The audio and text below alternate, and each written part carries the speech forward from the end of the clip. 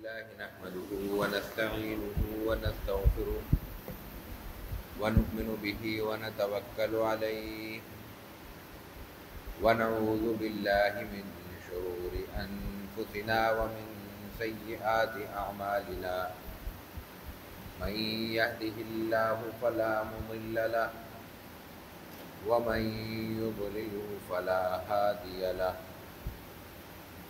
ونشهد أن لا إله إلا الله وحده لا شريك له ونشهد أن سيدنا وسندنا وحبيبنا ومولانا محمدا عبده ورسوله صلى الله تعالى على خير خلقه وبارك وسلم تسليما كثيرا كثيرا. أما بعد فأعوذ بالله من الشيطان الرجيم. بسم الله الرحمن الرحيم. توبوا إلى الله توبة نصوحا.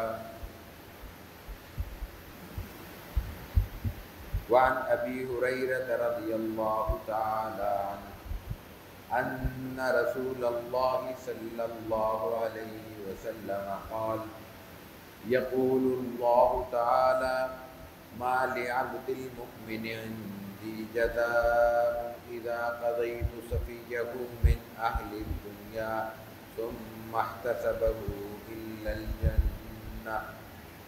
صدق الله العظيم وصدق رسوله النبي الكريم ونحن على ذلك لمن الشاهدين والشاكرين والحمد لله رب العالمين.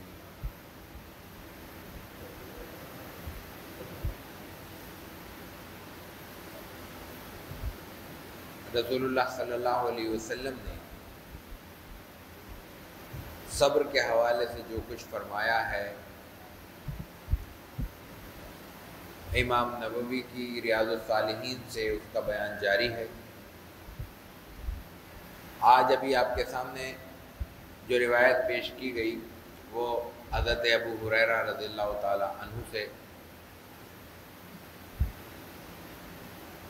اور اس روایت میں ایک خاص بات اور ہے، رسول اللہ صلی اللہ علیہ وسلم نے جو کچھ فرمایا اس کی ہم نے عرض کیا تھا کہ دو بڑی قسمیں ہوتی ہیں حدیث کی۔ ایک قولی حدیث ہوتی ہے، آپ نے کچھ فرمایا، اور ایک حدیث فعلی ہوتی ہے کہ آپ نے کچھ کیا۔ یہ روایت رسول اللہ صلی اللہ علیہ وسلم نقل کر رہے ہیں اللہ تعالیٰ سے۔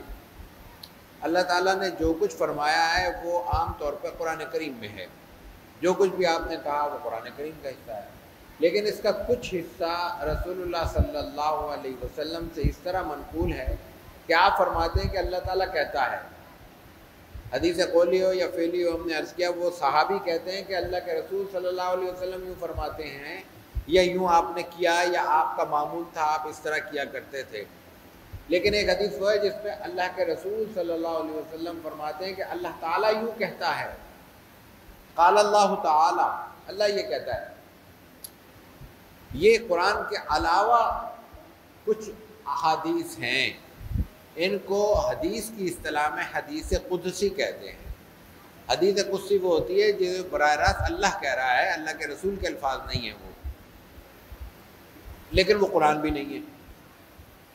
تو یہ جو روایت ہم نے ابھی آپ کے سامنے پیش کی یہ حدیث قدسی ہے۔ کیا ہے حدیث قدسی؟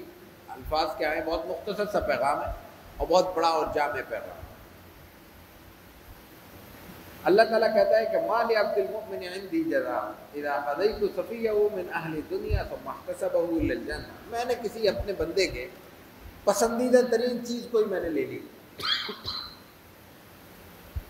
کوئی رشتے ناتوں کا نقصان ہو گیا، کوئی کسی کے اولاد اللہ تعالیٰ نے دے کے واپس لے لی، کوئی مال و دولت لے لیا، کسی کا باغ تھا اجڑ گیا، کسی کا گھر تھا تباہ ہو گیا، کوئی اس کی پسندیدہ ترین چیز تھی، کسی کی کوئی اور نعمت تھی کسی کے پاس، چھوٹی چیز ہے بڑی چیز ہے، پسند ہے، کسی کو اپنی گھڑی پسند ہے چوری ہو جاتی ہے، موبائل پسند ہے ضائع ہو جاتا ہے، چوری ہو جاتا ہے، گم ہو جاتا ہے، گر جاتا ہے، کوئی بھی پسندیدہ چیز اللہ تعالیٰ کہتا ہے جو انتہائی پسندیدہ چیز ہے اور وہ میں نے لے لی بندے کی، تو اب کیا ہوگا؟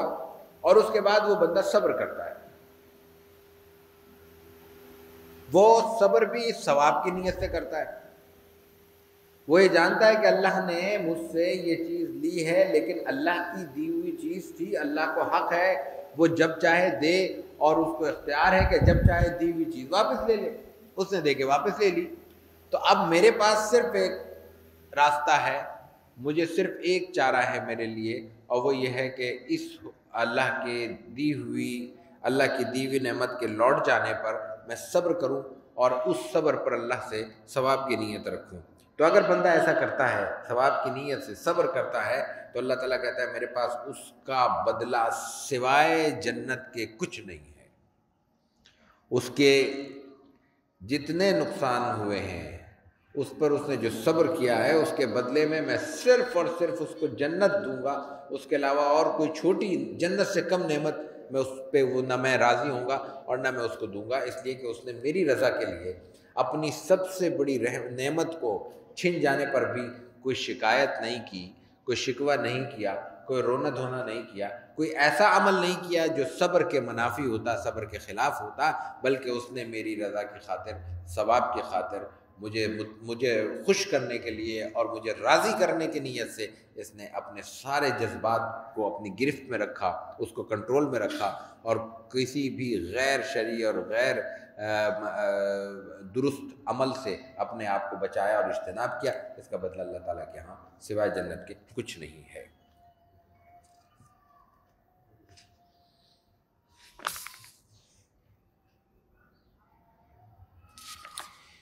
صبر کا بیان جاری ہے، ایک دو روایتیں اور آج کی نشست میں ہم مختصراً پیش کرتے ہیں۔ وعن انس رضی اللہ عنہ قال سمعت رسول اللہ صلی اللہ علیہ وسلم یقول ان اللہ عز وجل قال اذا ابتلیت عبدی بحبیبته فصبر عوضته منہم الجنہ یرید عینیہ۔ اللہ کے رسول صلی اللہ علیہ وسلم فرماتے ہیں کہ اللہ تعالیٰ یوں کہتا ہے، اذا ابتلیت عبدی بحبیبتہ، اذا ابتلیت عبدی بحبیبتیہ، اللہ تعالیٰ کہتا ہے کہ میں جب بندے کو اس کی دو پسندیدہ چیزوں کے بارے میں کسی آزمائش میں مبتلا کر دیتا ہوں۔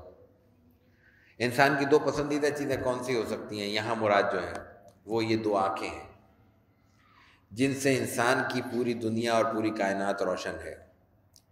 اس آنکھوں کی روشنی کی بات نہیں ہو رہی، ان آنکھوں میں ہلکا سا چھوٹا سا بال کا ٹکڑا بھی چلا جائے تو ہمیں اندازہ ہوتا ہے کہ یہ کتنی بڑی نعمت ہے اور کتنی بڑی کوفت اور تکلیف میں انسان مبتلا ہو جاتا ہے، محض ہلکا سا بال کسی غلطی سے انسان کی آنکھ میں چلا جائے، اور یہ خدا نہ خواستہ یہ آنکھ چلی جائے، اور پھر ایک نہیں ایک ہے قدرتی طور پر پیدائشی طور پر نابینا پیدا ہوا ہے، اس کا معاملہ الگ ہے، ایک چلتے پھرتے ہماری طرح دونوں آنکھوں سے اس دنیا کو دیکھا اور اس کی رنگوں کو محسوس کیا، اور اس کے باوجود ایک وقت ایسا آیا کہ اللہ تعالیٰ نے لے لی۔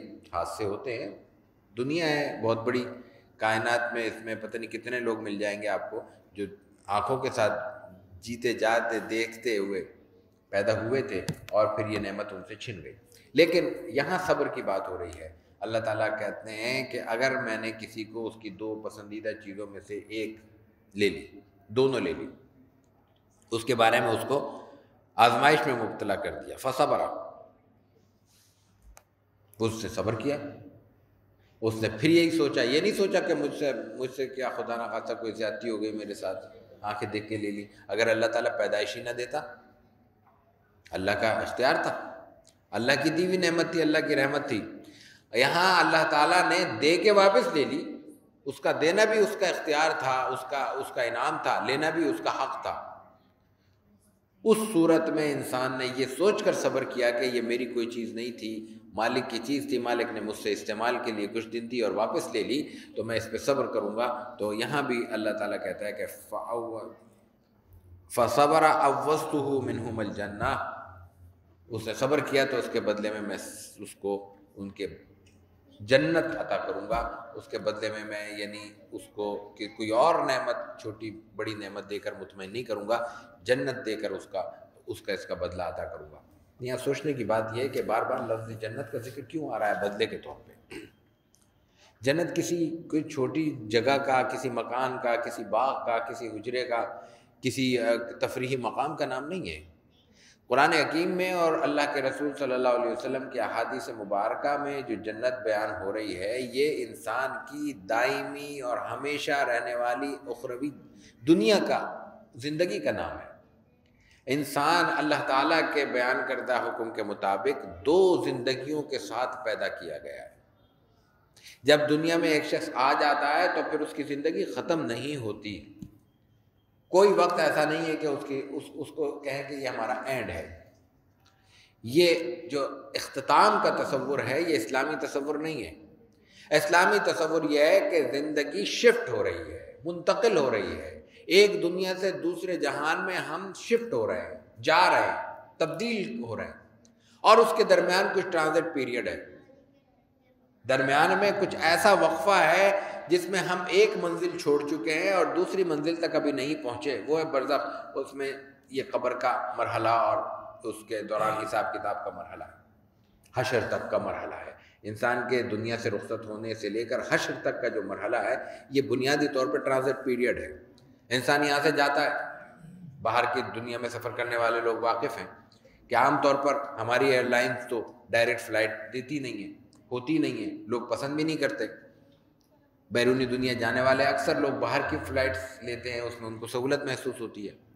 تو جو بھی دنیا بھر کا اصول ہے کہ جو بھی فلائٹ جاتی ہے یہاں سے باہر کی، پاکستان کے علاوہ دوسرے ممالک کی، تو وہ سب سے پہلے اپنے ملک جائے گی اور وہاں سے پھر جہاں جانا ہوگا وہاں جائیں گے۔ ہمیں اگر یہاں سے انگلینڈ جانا ہے اور ہم نے اگر اتحاد ایئر لائن لی ہے تو یہاں سے ابوظہبی جائے گی، ابوظہبی سے وہ لے کے جائے گی قطر جائے گی، تو قطر پہلے یہاں سے دوحہ جائے گی، دوحہ سے پھر یہ لندن اتارے گی۔ ہم نے ایمریٹس لی ہے تو یہاں سے دبئی لے گی، دبئی سے لے کے پھر وہ واپس دوسری فلائٹ سے، ہمیں کریکٹنگ فلائٹ سے لے کے وہ جا کے لندن اتارے گی۔ اب یہ جو دبئی میں اترنا ہے، ابوظہبی میں اترنا ہے یا دوحہ میں اترنا ہے، وہاں پہ ہمیں 4 گھنٹے بھی لگ سکتے ہیں، 6 گھنٹے بھی لگ سکتے ہیں، 10 گھنٹے بھی لگ سکتے ہیں۔ بالکل یہی مرحلہ ہے ہمارا۔ اچھا، اس میں پھر اور چیزیں بھی ہوتی ہیں، مثلا دوحہ سے جو لندن واپس فلائٹ جا رہی ہے اس میں صرف کراچی سے جانے والے لوگ نہیں ہیں۔ ایک فلائٹ کراچی سے گئی، اس کے مسافر کچھ اتر گئے، کچھ کہیں اور چلے گئے، کچھ لندن کے والے ادھر ہو گئے، پھر کچھ ایک فلائٹ اسلام آباد سے گئی، پھر ایک کوئی دہلی سے گئی، ایک کوئی فلاں سے گئی، فلاں، یہ ساری فلائٹس اکٹھی ہوتی چلی گئیں اور پھر ایک فلائٹ بھری، اس نے ان کا رخ لندن کر دیا۔ تو میں گیا یہاں سے 8 گھنٹے پہلے، مجھے 8 گھنٹے انتظار کرنا پڑا۔ ایک اور فلائٹ گئی ہے جکارتہ سے، اس نے 4 گھنٹے انتظار کیا۔ تو میرا دورانیہ انتظار کا زیادہ تھا، جکارتہ سے آنے والے کا دورانیہ بالفرض کم تھا۔ قیامت کا معاملہ بھی یہی ہے کہ جب اس کا انسان کا وقت پورا ہو جائے گا اور وہ رخصت ہو جائے گا تو جو ہم سے پہلے رخصت ہوئے ان کا دورانیہ زیادہ ہوگا، جو ہمارے بعد رخصت ہوں گے ان کا دورانیہ کم ہوگا، اور ہمارا دورانیہ ان دونوں کے مقابلے میں درمیان کا ہوگا، وسط کا ہوگا۔ جو ہمارے بعد آنے والی نسل ہے وہ جائے گی بھی دنیا سے بعد میں، تو بعد میں جائے گی تو قیامت تو ایک ہی وقت پہ ہونی ہے۔ تو یہ جو پیریڈ ہے یہ درمیان کا، یہ ٹرانزٹ پیریڈ ہے۔ اب پیچھے کیا باقی بچتا ہے؟ اب صرف یہ سمجھنے کی چیز ہے کہ یہ دنیا اور آخرت کا کیا تصور ہے۔ دنیا کا تصور قرآن حکیم نے جو بیان کیا اور احادیث نے اس کی وضاحت کی، وہ عربی محاورے کے مطابق مزرعۃ الآخرہ ہے۔ مزرعۃ الآخرہ کیا ہوتا ہے؟ مزرعہ کہتے ہیں کھیتی باڑی کو، فصل کو، کاشت کو۔ دنیا بنیادی طور پر کاشت کرنے کی جگہ ہے اور آخرت اس کاشت کا نتیجہ حاصل کرنے کی جگہ ہے۔ یہاں پہ بویا جائے گا، وہاں کاٹا جائے گا۔ مزرعۃ الآخرہ اصل میں بویا وہاں کے لیے جا رہا ہے، بویا یہاں جا رہا ہے لیکن بویا وہاں کے لیے جا رہا ہے۔ تو اب اگر مزرعہ کو ہم بڑے پیمانے پہ لیں تو وہ ایک باغ ہوتا ہے، ایک جنت ہوتی ہے۔ جنت سے مراد، جنت سے جو معنی سمجھ میں آتے ہیں وہ باغ کے ہیں، لیکن باغ کا تصور ہم دنیا میں بیٹھ کے دنیا کی محدود ترین نظر سے کرتے ہیں۔ اس میں بھی ہم سوچتے ہیں کہ بہت بڑا ایک چھوٹا موٹا باغ ہے، اس میں رستے بھی نہیں ہیں درست، ان میں بیٹھنے اٹھنے کی جگہ بھی نہیں ہے، ہاں بس کچھ درخت لگے ہوئے ہیں، کچھ پھل لگے ہوئے ہیں، کچھ انسان جاتا ہے، کچھ اجازت ہے تو کھا پی لیتا ہے، نیچے گرے ہوئے اٹھا لیتا ہے، اور نہیں تو انسان دیکھتا ہے، خوش ہوتا ہے۔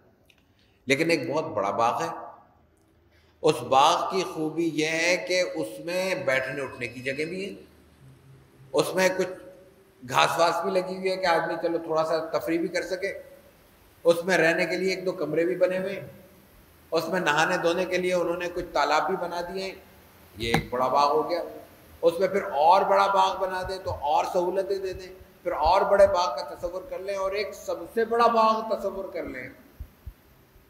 کہا جاتا ہے نا عام طور پہ کہ یہ جناب پاکستان کا سب سے بڑا باغ ہے، پارک ہے، اور یہ کہا جاتا ہے یہ ایشیا کا سب سے بڑا ہے اور یہ دنیا کا بڑا ہے، یہ بڑے ہوتے ہیں، اور ایک دنیا سے بھی بڑا پارک ہو جائے گا تو وہ بنیادی طور پہ جنت ہے، جہاں انسان کے لیے ہر نوعیت کی تفریح اور ہر خواہش کے پورا کرنے کا سامان موجود ہوگا۔ دنیا میں اور آخرت میں فرق یہی ہے کہ یہاں پہ انسان بہت سی خواہشیں کر کے رہ جاتا ہے۔ انسان اس دنیا کو کتنا بڑے باغ میں اگر ڈھال لے تب بھی ایک موسم کے پھل مل سکتے ہیں۔ آپ بڑے سے بڑے ایسے علاقے میں چلے جائیں جو باغوں کے لیے اور پھلوں کے لیے مشہور ہے، کسی علاقے میں 2 پھل مشہور ہوں گے، 3 پھل مشہور ہوں گے، 4 مشہور ہوں گے، بہت کوئی علاقہ بہت ہی سرسبز ہوگا اور اس کے موسم میں اللہ تعالیٰ نے بڑی ورائٹی رکھی ہوگی، تب بھی کیا ہوگا 8-10 پھل ہوں گے۔ آپ صرف یہیں سے باہر نکلے اور ٹھیلے پہ چلے جائیں 15 پھل تو وہاں رکھے ہوئے ہوں گے۔ تو باغ کا کیا مطلب ہوا؟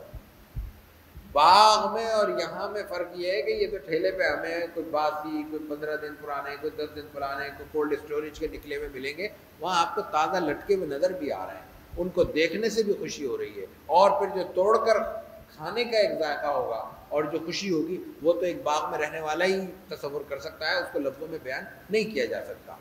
تو جب ہم بار بار اللہ کے رسول صلی اللہ علیہ وسلم سے اور پھر قرآن کریم میں خود یہ بیان بار بار سنتے ہیں کہ جس کا بدلہ جنت ہے، یہ کہ جنت ہے، مومنوں کا بدلہ جنت ہے، یا کامیاب لوگوں کا آخری مقام اور ٹھکانہ جنت ہوگا، تو اس سے مراد یہ ہے کہ دنیا میں کسی بھی نوعیت کی کامیابی کا اعلیٰ ترین معیار اگر تصور کیا جائے تو اس کا اختتام جنت ہے۔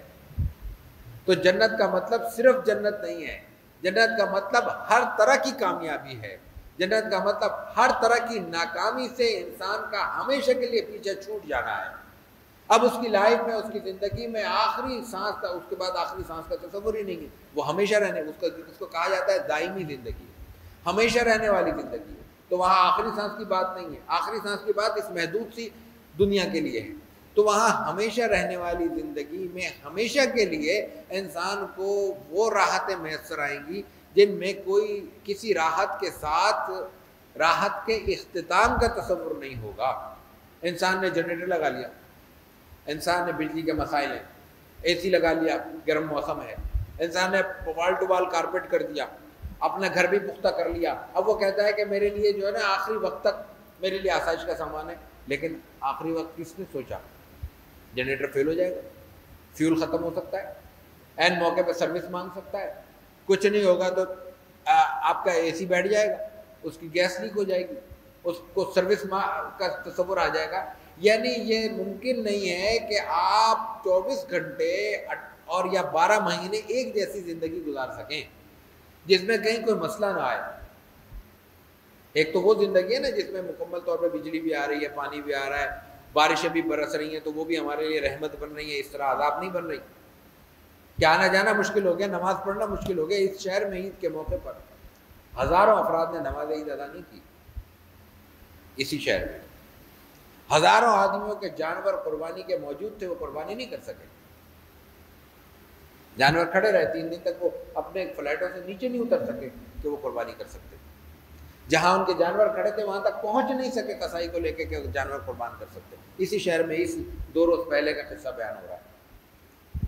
یہ ہے آزمائش۔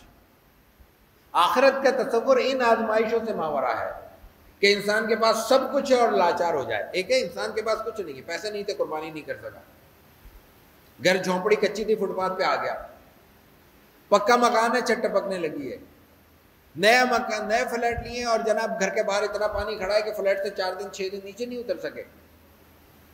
تو یہ جو تصور ہے یہ آزمائش کا تصور ہے، یہ دکھ اور تکلیف ہے۔ اس میں ہمارے مسلمان بھائیوں کو، ہمارے کراچی کے دوستوں کو تکلیف ہوئی، ہمارے اپنے عزیز و اقارب کو آ رہے کہ کسی نہ کوئی مجبوری میں مشکل میں تھا، لیکن اس کو ہم نے آزمائش سمجھنا ہے، اور اس آزمائش کا تصور اس دنیا کے ساتھ ہے، اخروی زندگی کے ساتھ نہیں ہے۔ اس زندگی کا کمال یہ ہے کہ اس میں ہر رحمت